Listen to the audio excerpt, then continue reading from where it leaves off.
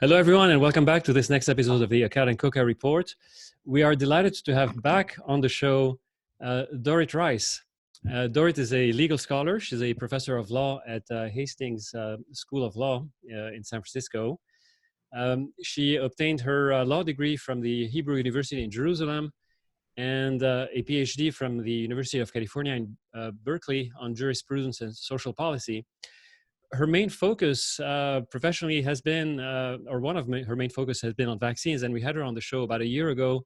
It was a very interesting, in fact, one of our most popular podcasts, a little debate on vaccine mandates. But Dorit is back here to teach us about an aspect of this epidemic that I think is very intriguing, although perhaps still speculative at this point, which is the liability of either persons, individual persons, or companies in regards to infecting others. Dorit, welcome to the show. Hello, great to be back. Great to have you on the show again. Let me give you two scenarios. And again, we don't know the details necessarily the way they, a court of law would have them. But there was a case report from South Korea where a woman was infected with a virus. The epidemic was, I can't remember if it was known or not, but certainly she received orders from the doctors not to go out. She went to the hospital. She had a fever. Against medical advice, she went out. She went to a big church. I think on two occasions she defied the medical orders. I mean, they were not legal orders, but they were, strong advice to stay home. She had a fever. And hundreds of cases can be traced back to her and her behavior. That's one case. Another one here in the United States, again, we don't know the details necessarily, but there's an employer, a big meat packing company in South Dakota. Allegedly, they told employees to keep coming. Now, there's no lockdown order in South Dakota, so they were free legally to do that. But possibly the attitude of the employer was a little bit reckless to ask employees to come to work, and then there's a huge outbreak related to that company. So those are two scenarios that raise the question about, are these people liable? Can they be held liable? Obviously, there's no precedent related to this new pandemic, but maybe something in the literature or in case precedents about infectious diseases. So what can you tell us? So a number of things come up from here. First of all, legally, we treat individuals and corporations more or less similarly. They're both legal actors. Corporations are fictional legal persons. And the important thing to remember is that there's precedent about holding people liable for infecting with infectious disease going back more than a century. So to give you a couple of cases of that, in 1884, in a case called Smith versus Baker, a woman who owned a boarding house sued a man who brought in children with pertussis, whooping cough. Okay. The man brought the children in. The woman's own children and children of residents were infected. It caused her costs, and she says distress, and she sued for those costs. And the court said, yes, you can bring that claim. There is a cause for damages here. So liability for infectious disease is not new. There's been other cases since. Going back to your other example of the meat plant, in Stubbs versus Rochester in 1919, a man called Stubbs, obviously, sued the city of Rochester for negligently polluting a water source that he said caused him typhoid fever.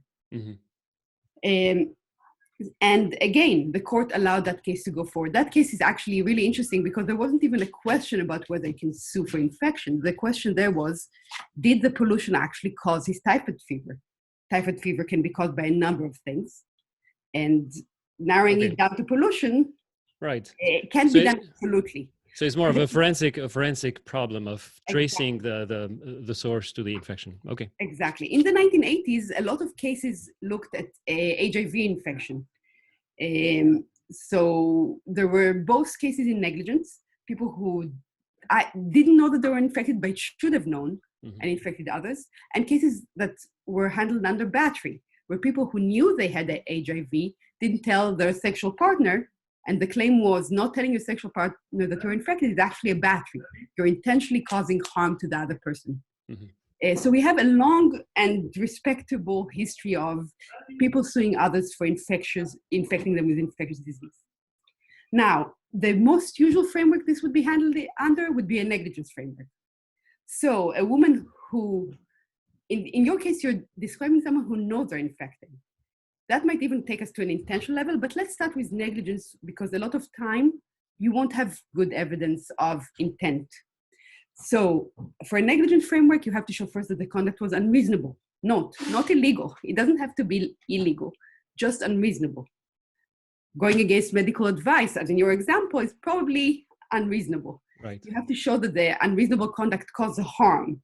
So for example, in South Korea, you're describing a situation where we have actually pretty good evidence that it was this woman who infected others and not another source.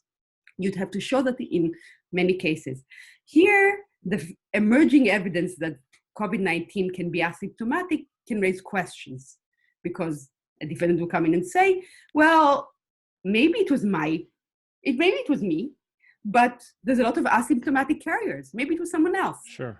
That would be easier when there isn't social distancing, when there is simply because you're in contact with less people. Right. So you'd have to show cause. You'd have to show what we call proximate cause or scope of liability. So that's not an issue for first generation infection. That's not an issue for the people directly infected by a person. But as we get further, as they infect others, at some points, the court usually draw a line and say, this far and no more. So at some point you might draw a line. In the meat packing plan, you can ask, so you were negligent in allowing your workers or making your workers come to work infected. Maybe you were even reckless, as you're saying. How far do we take it? So we can say the workers themselves may have a case, although in the United States at least, normally workers' compensation would prevent regular tort liability. Workers' compensation is designed so that problems in the workplace are handled without having to show fault, but it also limits your access to the regular courts. I see. But if they handle the meat, people who eat the meat can complain. And there I have a question of how far do we go? The meat traveled, let's say, 3 states for 2 weeks. Can we still trace it back to the plant? That's going to be tricky. Okay. So that would be the outline of a negligence case. Okay. And you may have questions on each part. Yeah, let me ask you. So you say that the courts have allowed cases like these to proceed.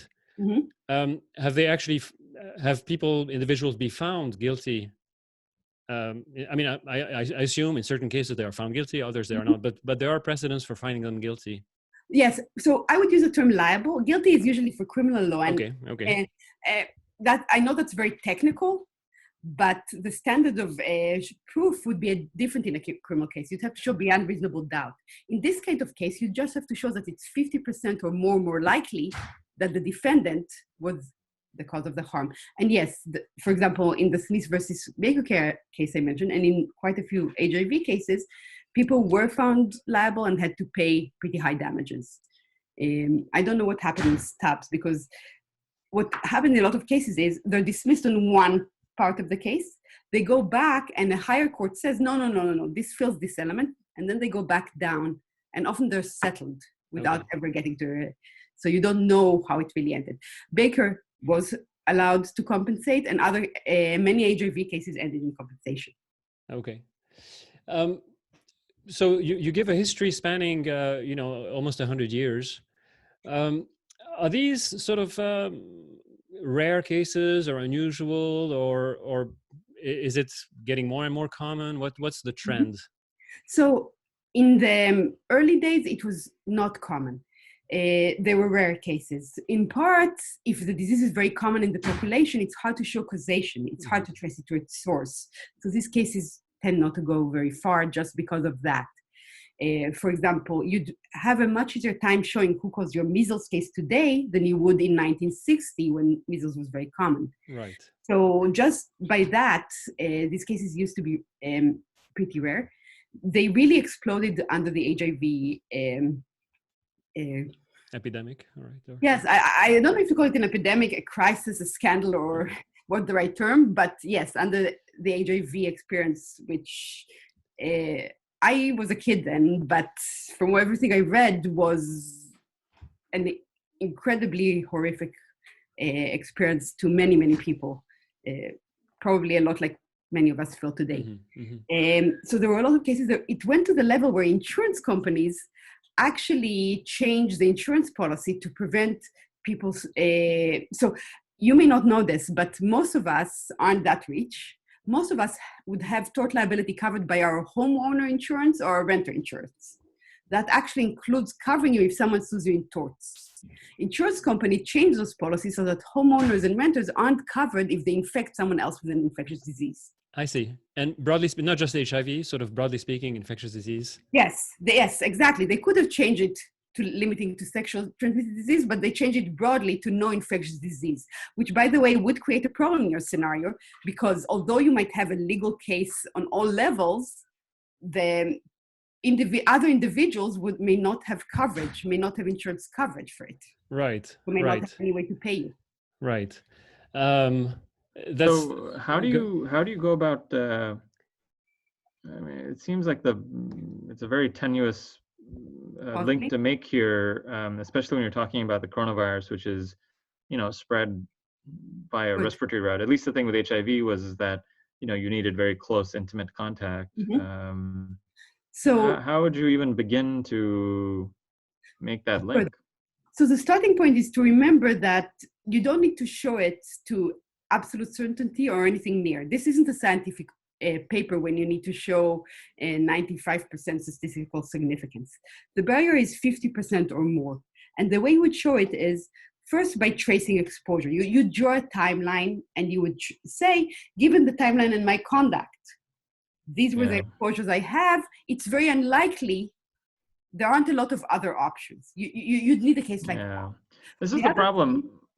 Sorry, go ahead. I'll let you finish. The other thing is, if you have, so for example, for measles cases, they often do identify the viral type. So if you have a way to identify viral type, and there is some variation in COVID-19, but I'm not sure if enough to do that, that could also help.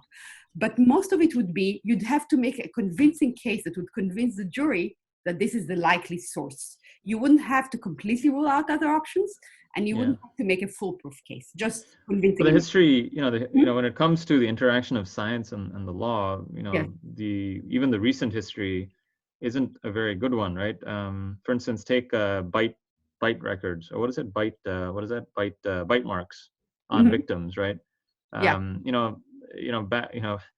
It started with what's his name, the Charles Manson murders, and there were some forensic scientist who said, "Oh, these bite marks mark perfectly." And you have an expert that's there, and expert is a forensic odontologist, and there's been a number of cases. I don't know if you're aware. I mean, you're aware, but there's been a number of cases where there have been basically these fake people with forensic odontologists that go up there and say, "This is certain," and this is in criminal courts where the burden of proof, as you're saying, is much higher. Yes. And they say, there's no question in my mind that this bite mark was made by that man, right? And you can see what would happen here. I mean, here it's you could get some expert to basically say, it is certainly plausible and possible that this infection was caused by this interaction over this period of time. But we know in medicine that there's just no way. And how would you even quantify that? I mean, I really feel like this is something that the courts have really not much business in. So there's three levels on what you're speaking, and there's certainly a lot to what you're saying. Yeah. The first level that you're saying is courts are not suited to do this. Yeah. And you're completely right that courts aren't populated by scientists. The judges are not trained in science. They're not supposed to be. That's not their main job. So to some degree, they do depend on the expert. And part of the question is, how do you gatekeep the expert? However, we need some way to compensate cases where people are hurt. And one of the ways they can be hurt is by an infectious disease.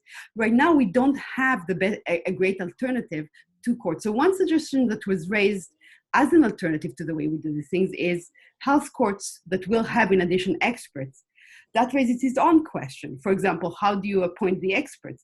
Would a scientist who wanted to devote their career to research really stop the research and go serve 10 years in a court? Or would we end up with people that aren't experienced scientists? Yeah. And so when you're talking about a human system, and assuming you were saying sometimes it's fair to compensate the victims of situations where people were negligent and infected others, you have to find a way to do it. One thing you're saying is courts aren't great at this, but that raises the question, what's the alternative? The other thing you can raise that relates exactly to your point is the way we do it in the United States is we currently use the jury system. So you don't have just the judges who at least have some experience in assessing evidence. Yeah. You also are bringing in a group of 12 lay people who often won't have even the judge's experience in listening to evidence. That, as you're saying, makes it very much about the persuasiveness of the experts. Now, one way to handle this is really to have high bars of towards who can be an expert in courts. To some degree, the Dorit standard, which says the evidence has to be based on reliable evidence, the community is trying to do that. It's trying to say, only let in things that are supported by evidence, but again, it's applied by judges, and they can be misled. Of course, they can make a mistake. Yeah, and those certifications, which mean something in 1984, don't mean much in 2015. Meaning, the truth becomes not a very although that's not just known quantity. Although that's not just a problem with the courts. I mean, science also develops. No, exactly. I mean, right. The whole reason the bite mark thing happened, the bite marks became less and less of a valid point was partly because DNA started coming to the fore and started kind of proving. I mean, the reality is, and you probably both run into that in medical practice as well. Yeah. In reality, we often need to make decisions in conditions of uncertainty. We won't always get it right, but we still need to make decisions, and that's true both for the court, both for our policymakers in the government, and for doctors in the patient's room. Well, the problem in the courts is that, certainly in the criminal system, you could take innocent people and put them in jail, which is really a massive thing. And and again, it's not to minimize the civil issues here, meaning you could take companies and bankrupt them because of, it introduces a level of uncertainty that makes. Is there any precedent to at least get a panel of experts, judicial magistrates that only do this and have them do it and take it away from this there is. So common.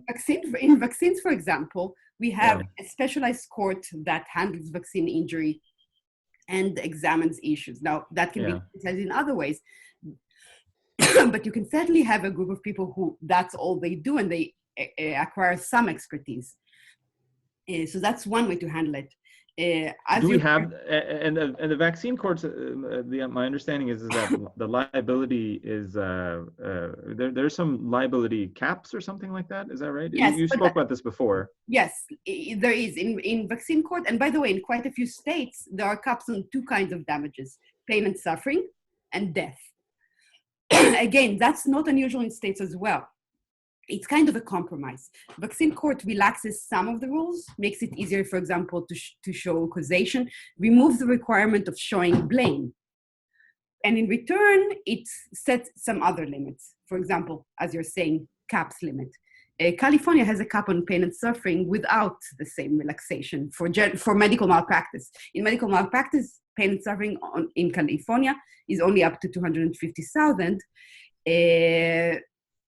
But without the same relaxation. So you could have a system. So, for example, New Zealand, to answer what you're saying, has moved all its non-intentional injuries to a no-fault system, where you don't actually put blame on anyone. You have a set of damages that's limited, that will cover medical costs and some other things, but you don't have to show fault, and that too reduces the stake. I do want to point out that, as you implied or said, going to the tort system instead of the criminal system means the stakes are lower. So you're not sending people to jail. You are paying money. As you correctly said, also, it may end up bankrupting a company, although companies usually will have liability insurance. It might not be enough, but they will have it. So this, when the question is who should pay for the costs, at least arguably, it's a lower stakes decision, and the uncertainty is They still matter. We still want to get the best result, but they may matter less than it could be. Dorit, has there been any tort that you know of related to tuberculosis? Yes, there are tort cases related to tuberculosis. I don't actually know cases of infecting with tuberculosis. Quite a few of the cases in tuberculosis are around the state's efforts to prevent infection. Because Yeah. because in terms of liability for companies and liabilities for other individuals, tuberculosis is somewhat similar in that there's this. Yes. It's so highly infectious that it becomes almost impossible to have an expert go up there and say, okay, out of this room of people, you are the person that spread it here. Yes. So I wonder. Remember, so tuberculosis comes into the United States, but to a limited extent. So you can Right. actually say it's very infectious. Right. But we had one person come into this factory that has tuberculosis. There just aren't that many cases. Right. Highly infectious by itself, Right. if the disease isn't highly prevalent, or if there's no evidence it's highly prevalent, doesn't mean you can trace it. You'd have to prove. No, I understand, but you'd have to prove that. You'd of course have to prove, I guess, that the patient, or sorry, the individual knew that they had tuberculosis, or acting against medical advice or something like that, or no? Yes, or you'd have to show negligence. Right. Negligence means you should have known something that would make it dangerous. So, in an example where you know that you have medical advice saying don't do this, that's easy. Right. But an example I raised in an article I wrote about vaccines is you know that you didn't vaccinate your child. You know your child has a high fever and a runny nose. Right. You don't know that your child has measles. But you do know that you didn't vaccinate the child against measles. At least arguably, you can say that's negligent enough to tie you to the result if your child actually has measles and infected someone else. So you have to show some kind of negligence, definitely. So Dorit, I understand Anisha's concerns about justice not always being carried out in the courts, in the way that we would want. Yeah. But can you speak a little bit to the social benefits of having this being part of the culture, so to speak, that people know that even if, in individual cases, it's there may be cases of that we would consider, experts might consider flagrantly, unjustly, yes. Adjudicated. But nevertheless, can you speak about the social benefit that there might be if this were more common? Because right now, I don't think it's in anybody's consciousness that you can be sued for infecting somebody else. So first of all, I want to reinforce that I agree that every time you have a human system, there's going to be mistakes, and balancing the mistakes with the benefits, it's really a case-by-case question. The benefits of allowing this, so there's at least 3 benefits we talk about when we talk about allowing tort in this. The first is deterring negligent behavior. That's probably more true for a plant, like in your example, than an individual. An individual that goes out when they're sick is not necessarily making a rational calculation. Mm-hmm. So the idea of tort liability might not be high in the list of things. But for a factory, the fact that they know that they might end up with tort liability if they force their workers to do this can change their economic calculation and can be more effective at deterring them from forcing their employees to do this. So part of it is deterrence. Change the economic calculation and make people think about their costs. Another part is compensation, and that's probably more true in the United States than in countries that have a stronger social network. We don't have a very strong network in terms of healthcare costs. Many people won't be able to cover their healthcare if they get sick right now, given the way our social insurance works, and that's not even considering the effect on their job and everything else. The tort system can help them cover those costs in a very inefficient way, but it's something. It gives them some kind of recourse to cover costs that were imposed on them by others. Finally, there's a fairness issue. We generally think that if you act, the cost and benefit of your action should accrue to you, should affect you. Now, that's not always true. Often our actions spill over to others. But if you decided to go out and act when you're sick and act negligently, and you infected someone else, there's something unfair in making them pay for your negligent choice. So the argument for tort liability would be a fairness argument, a deterrence argument, and a compensation argument. Sure. Can you speak to how that might develop over time, and maybe not, in other areas, not in infectious diseases, but in other areas? I mean, isn't it's common law type thing where, yes, initially, if it's not in the culture, right, it's unlikely that a court would find somebody negligent, but then over time things may change, and as people get more, it raises in the consciousness of the community that, the courts will find people more and more liable at different levels, different thresholds of behavior. Now, remember that negligence is actually part of our culture, at least our legal culture. It's something taught extensively in law school, even if not applied always in this context. And remember that the fear of the pandemic is now very much part of our culture.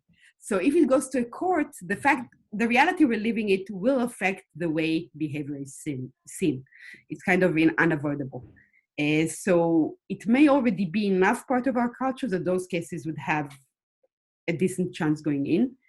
It may have spillover effect by getting people to internalize those costs. There's a couple of other things that I'll raise in a few minutes about broader implication, but so we have had major changes in response to other tort liability cases. So for example, some practices in hospitals changed, not necessarily for the good, in response to tort cases. So this could change, for example, some of the employment culture. Again, going back to your meatpacking example, it could make employees be more cautious about, employers be more inclined to cover sick leave. So one of the things that we have that isn't a great public health aspect is our sick leave policies aren't that good. That encourage what is called, what you probably are aware of, presenteeism, where people go to work even though they're sick. That's not unique to COVID-19. Our sick leave policy is bad enough that many people can't afford to take sick leave days, and they come to work and they infect others. If the employer knew that could lead to liability, they might be more inclined to have more generous sick leave, even if the state doesn't step in and put them in place.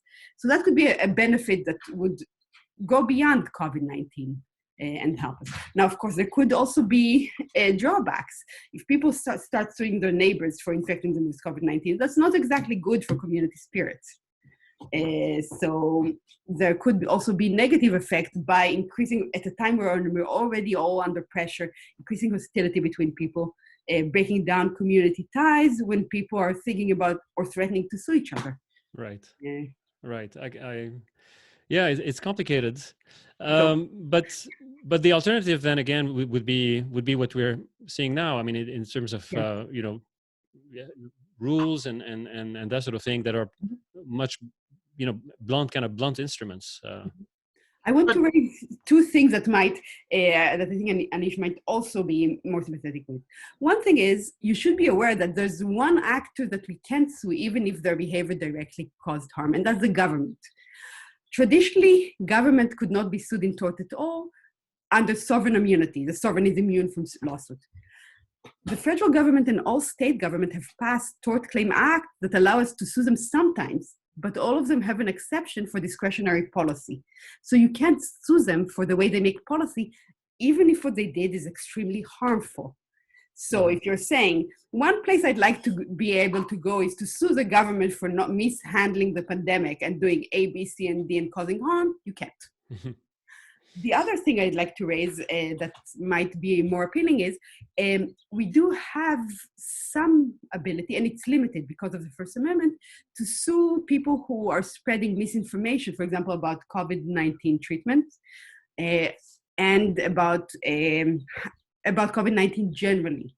It's limited, but there are some torts that allow you to sue for misinformation that causes physical harm. So for example, to give one example, I think last week, the FDA asked and obtained in court a temporary restraining order against the Genesis 2 Church, which you may or may not be familiar with, which sells something called Miracle Mineral Supplement, which is basically industrial strength bleach. They were marketing it as a treatment for COVID-19. let's say you bought their product and used it, and it sloughed off your intestines, the lining of your intestines, because that's what taking industrial bleach does to you. You could possibly sue them for misinformation that caused you harm. But that should be the case no matter what, right? Is there any specific handling of this related to infectious diseases, or? So the way I presented the case was not great. It's not specific to infectious disease, but it comes up here too. But the way I described a relationship with a seller. You can definitely sue a seller for a harmful product. But imagine that instead of selling you directly the MMS, they just told you, MMS is great, you should get it. And then you went out and got MMS from someone else. I see.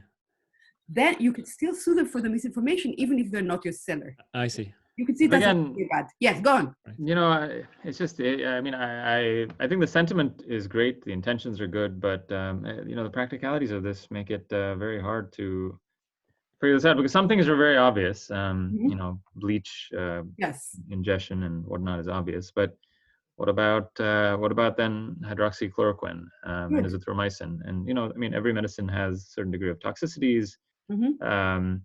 That's a great point. And one of the concern about the misinformation claim, and one of the reasons it's a pretty narrow claim, is you really are worried about it being used against situations of uncertainty where this might work, but you just don't know enough. The elements of the torts are pretty stringent in this case. And the First Amendment does set some limits. So for example, you have to be negligent. There has to be clear misrepresentation. And you have to be negligent in misrepresenting it. So you actually have to show that the information is false at the point you utter it. So at least in theory, this isn't a tort that would be used for situations of uncertainty. Now, of course, you can still end up with a situation where the misrepresentation was innocent to some degree. I mean, in theory, you're supposed to show at least negligence, but the courts could certainly get it wrong. I'm not going to even try to pretend that that's not very, very possible. Like everything else, legal tools are tools. They can be misused, they can be used incorrectly. But the question is, are we, on average, better off with a narrow tort of misrepresentation or without it? That's where we need to end up. So, Dorit, before I ask you a more general question about, you know, sort of more speculative about what might happen in the future, do you have any further things you want to, you know, inform us about the handling of infectious diseases in the courts? Yeah, the last tort I want to mention that would be even more troubling to you is that, at least most troubling to Anish, I think, is that there's a narrow tort where you can sue not because you actually got the disease, but because you had fear of getting it. It is especially acknowledged in the context of HIV, where, so to give you one example, a woman was traveling in an ambulance with HIV samples. The ambulance driver, the carriers of the samples were negligent, and it splashed her, and she had paper cuts. So she had a fear of contracting HIV. She ended up not contracting HIV, and she sued for the fear alone, and she was compensated. So you actually have a tort that can allow people to sue just because they think they have good ground to think they were exposed, and they're suing just for the fear. It's a pretty narrow tort. It's hard to use. It's been rejected more than it's allowed, but sometimes people might be able to use it. Right. That's very interesting. And again, you know, we tend to recoil regarding cases like that. Yes. And you know, and doctors are really are distrustful of liability. Just you know. But I can't imagine medicine without this, you know, without the fear of being sued. I think would be much worse for patients. It's you know, as sad as it is. I mean, I think it's one little thing that you know. I mean, I think it changes our behavior, and for better or for worse, I think overall it's better than not having it at all. I think that's you attempting to fit your distaste of regulation to a frame that works, right? Because that's the thing. It's like if you hate regulation, then you need some other type of stick, and that stick is tort.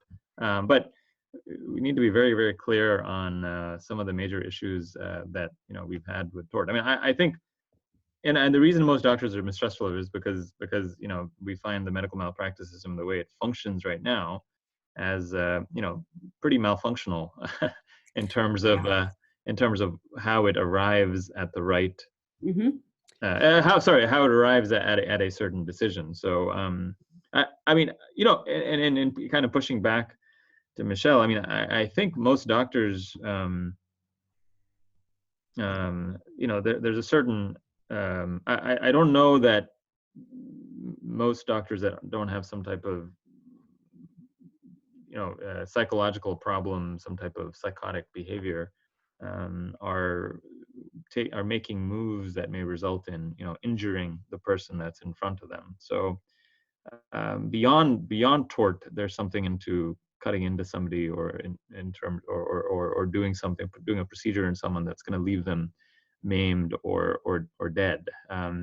As you've brought up many times, Michelle, do you want to be, even if taking out some of the ethical issues and of managing a patient and kind of doing harm to them, that takes a certain level of psychopathology to do that. But even beyond that, right? Do you want to be the physician who has harmed, X, Y, and Z people? So there's a reputational cost one bears even beyond the ethics. So I mean, I'd argue that right.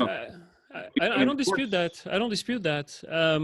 I just think that the tort. I just think that the bar that's being used here is not one that I'm super comfortable with. I don't think right. a jury of our peers is one that makes any sense. I think that some of the incentives that exist for certain lawyers to kind of prey on unfortunate circumstances that happen. Some of those incentives are not well aligned. So, but let me actually, those are good points. But speaking of regulation, the legal profession, I mean, the practice of law is highly regulated too. Isn't it conceivable that it could be?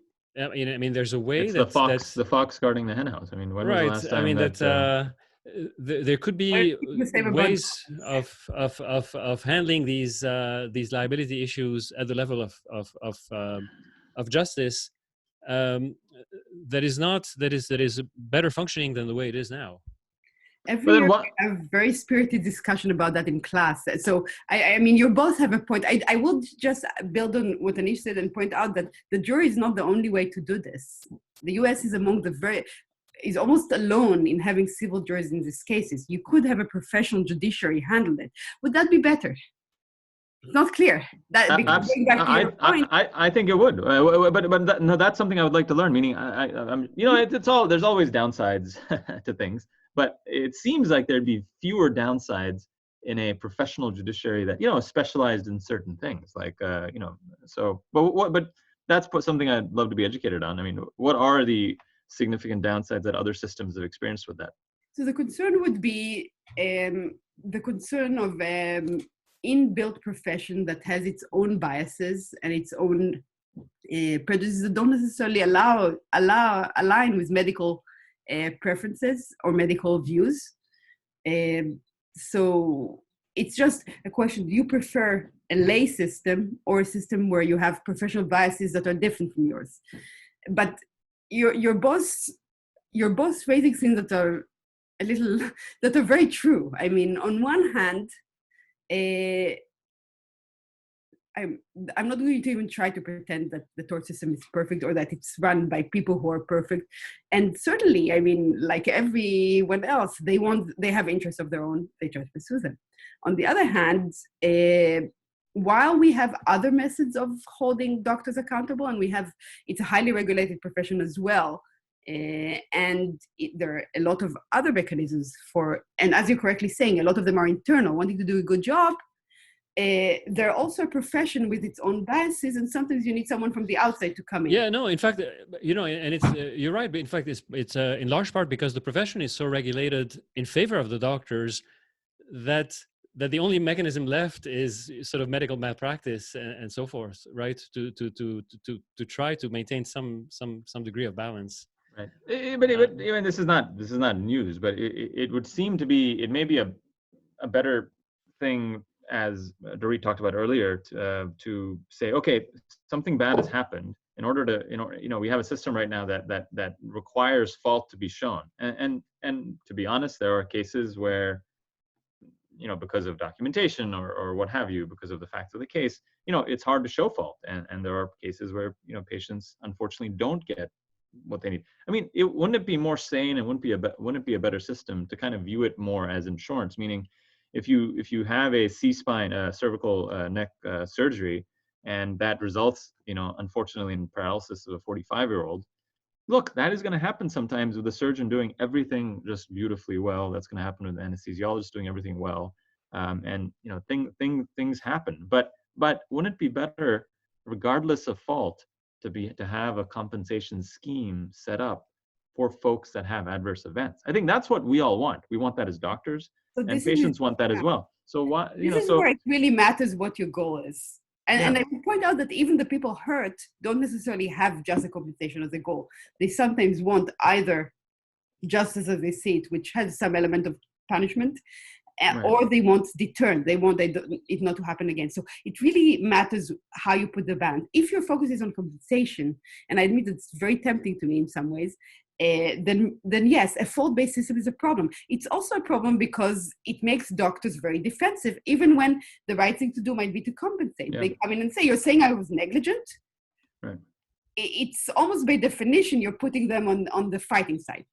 Right. On the other hand, if your focus is deterrence, then you do want some of that. And sometimes, by the way, the doctors should feel that they were that they are accused, because sometimes there also is blame that's correctly attributed. So it really depends. And by the way, notice that in the cases that Michelle started with, none of them were about doctors. Right. Doctors are currently, one way to handle the COVID-19 is, and that might be a very good idea right now, is to provide immunity to doctors treating COVID-19 patients unless there's gross negligence. In a situation of a pandemic, that might be the right way to go. I know it's debated, and I'm not saying that I'm sure it's the right way to go, but it's certainly an option to consider because we're acting in an emergency. So the question of liability for COVID-19, I think, is a little different from the strengths and issues of medical malpractice, which are real enough. So where a more general speculative question, where do you see things going in terms of the way infectious diseases are handled in the legal system? So I expect at some point we'll see more cases coming out of COVID-19, exactly for the examples that you're pointing to, where someone did something that's clearly increases the risks of infection. I think the cases that will start in the court are the more extreme cases. The person who knew they were or at least has very strong reason to think they're infected and went in anyway. Went to the gym, went to the pool, went to teach a class of 3-year-olds that had grandparents, or as you're going back to your first example, the example of a plant where the employers basically force the employees to come in or get fired. I think those will be the starting ones, and those are well within they're kind of easy cases. Mm-hmm. Causation, as Anish said earlier, might be tricky, but that would depend on the case. I mean, causation is an issue even in car accidents. It's a part of every case. The right circumstances, going back to your meat plant example, causation won't be a big barrier. So cases where the behavior is egregious and the causal evidence is strong are probably going to be the first to come out. Then it's going to spread to a lot less certain cases. Right now, so the thing is, there's a lot of things going on and things are going very fast. The legal tort system is slow. It's going to be at least a few years before we see the full litigation that's going to come out of this. And there's at least a chance that a lot of it won't be tort liability, but will be against the stay-at-home order and fighting to set the line. And we actually need that. We need courts, and I know the courts are imperfect, but we need courts to step in and say how far the government can go in limiting individual rights in the context of stay-at-home and the other orders. Right. Mine should be grown. Yeah. That's a great topic that we'd want to address, which would probably, take a while. But briefly, can you just say a little bit about these stay-at-home orders? Yes. So the starting point for the stay-at-home order is that states have surprisingly broad powers in public health, more than most people are aware. Going back to the tuberculosis issues that Anish raised earlier, every year, there are people in the United States who are subject to a direct monitoring when they take their TB, and sometimes are not necessarily incarcerated in a jail, but confined as they take their TB medicine. Mm-hmm. And that's perfectly legal, just as it's legal to quarantine people, and we do it routinely, who have been exposed to an infectious disease. Stay-at-home orders are a different order of magnitude because they apply broadly. They haven't been used in the same way they're used now in the past. So that's not accurate, because we had closures in 1918, but 1918 was a very different legal situation than we have now. In 1918, we had cities that closed schools and so forth. I think it was mostly cities and not states. So we had stay-at-home orders in the past, but not under our current legal framework. Under our current legal framework, on one hand, still we have broad public health powers. We have a real public health emergency with a lot of uncertainty built into it. So courts are probably going to uphold most of the stay-at-home orders, especially those that are relatively soft, in the sense, none of these are everybody stay at home for 2 weeks and don't go anywhere. Mm-hmm. They all have exceptions for going to the store, for some level of physical activities and so forth. So they're probably going to be upheld. Where they run into trouble is when, for example, they signal out religion. There are probably going to be questions about cities trying to keep out people from other cities, because the right to travel is a fundamental right. At some point, at least some cities are going to push the limits. So there might be a city that says, none of the people in the other city can come into our cities. We're going to do a cordon sanitaire around the city. That's going to push the limits and going to raise a real constitutional question. Ideally, we're going to move to a softening of the stay-at-home orders and a move towards a more open environment with recommended social distancing. Remember that many of the states haven't aggressively enforced the stay-at-home orders. There have been some enforcement, there have been some fines, but we haven't seen wholesale mass arrests pretty much anywhere, I think. Right. That isn't happening because states are not as aggressive as it sounds just from the orders. Yeah. Well. When they've happened before in the flu epidemic of 1917, 1918, mm-hmm. you said were they ever challenged, or is it so brief because by the time the epidemic is over? I mean, the cases are, or was there a challenge? Because clearly it's an order against people who are themselves not infectious or not a threat directly, at least not an immediate threat, right? Yes. I don't know of any cases. My bet is that there were, but remember that in 1905, the Supreme Court decided Jacobson versus Massachusetts, which upheld a vaccine mandate of the state of Massachusetts as applied in the city of Cambridge. 1918 is not that long after, and it's right coming out of a war.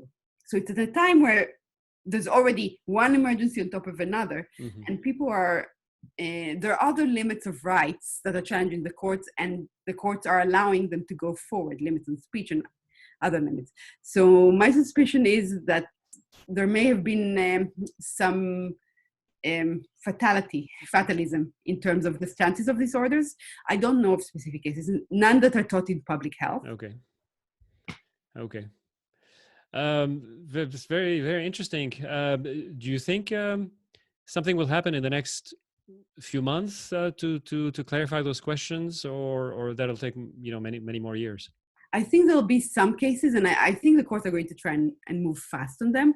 The religion cases, so some of them already have temporary restraining orders, which means that states and cities cannot enforce orders banning religious gatherings. Mm-hmm. Those are probably going to go forward fast. The states are going to appeal unless they decide to withdraw the orders. But the states are going to appeal. They're going to move to preliminary injunction. You can't appeal a temporary restraining order, so procedurally.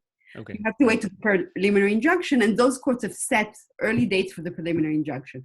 If they grant a preliminary injunction, which they almost certainly will, because this is the bar for a temporary restraining order is actually higher than the preliminary injunction, that will almost certainly be appealed. So then we'll see some appeals. I think we'll see some litigation on the religion front moving fast. The other cases, I think, will come up as more as fines, where people who have been fined for violating the orders go through the court, and that will take longer. What about the decision about distinguishing essential versus non-essential services, which seems fraught with, quite problematic? So courts tend to defer to authorities in this on these matters in relation to public health. However, that has not been true for the two temporary restraining orders in Kansas and Kentucky. Both of them raised the distinction between religious services and others, and the distinction between essential and non-essential as an issue.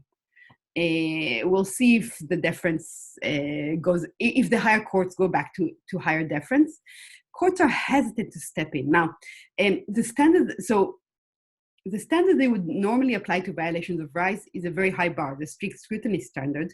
But for these public health issues in an emergency, they often apply a lower standard of review where they allow the state. So every law is going to make distinction. You have to judge the line somewhere, and the courts are probably going to be pretty differential to the state in drawing those lines, for good or bad.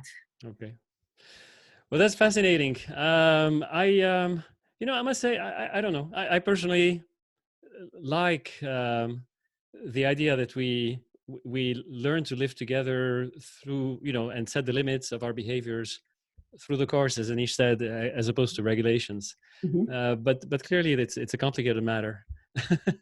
And everything's human. So there's some writings that say all of these courts direct top-down regulation, and the third one is criminal law, are all ways in which we try to regulate behavior.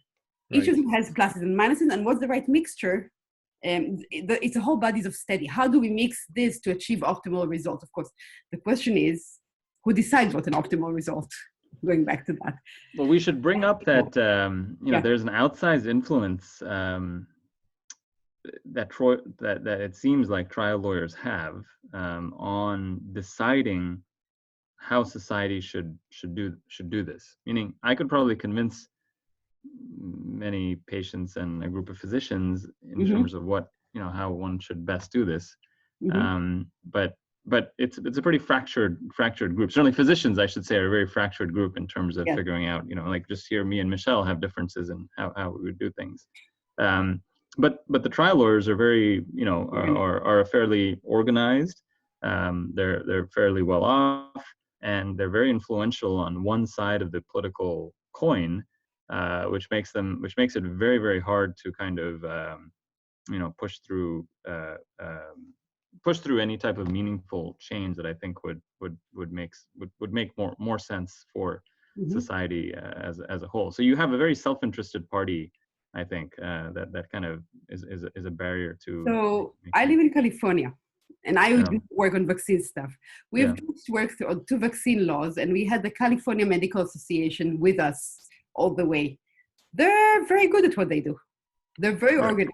I would pull out that that in California we have a law that limits caps in tort liability for medical malpractice that many lawyers feel is over-favorable to the doctors. Right. So you'd probably hear the lawyers say the same thing about the doctors from the other side. I admit that I'm not well placed to actually compare. I don't have. Yeah. I'm an academic. My familiarity with lawyers is mostly as ex-students that come to say hi, and that's not seeing them as lobbyists.